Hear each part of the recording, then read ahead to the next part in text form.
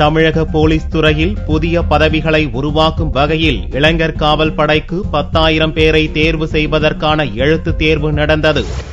தமிழகத்தில் போக்குவரத்தை ஒழுங்குபடுத்துதல், பொதுக்கூட்டத்திற்கு பாதுகாப்பு உள்ளிட்ட போலீசாரின் பல்வேறு பணிகளுக்கு உதவிடும் வகையில் இளைஞர் காவல் படை உருவாக்கப்படும் என்று அரசு அறிவித்திருந்தது. இதற்காக 10,000 பேரை தேர்வு செய்வதற்கான எழுத்துத் தேர்வு ஞாயிறன்று நடந்தது. தமிழகம் முழுவதும் 1,00,000க்கும் மேற்பட்டோர் இத்தேர்வை எழுதினர். சென்னையில் 7 இடங்கள் உட்பட தமிழகத்தில் பல்வேறு மாவட்டங்களில் தேர்வு மையங்கள் அமைக்கப்பட்டிருந்தன.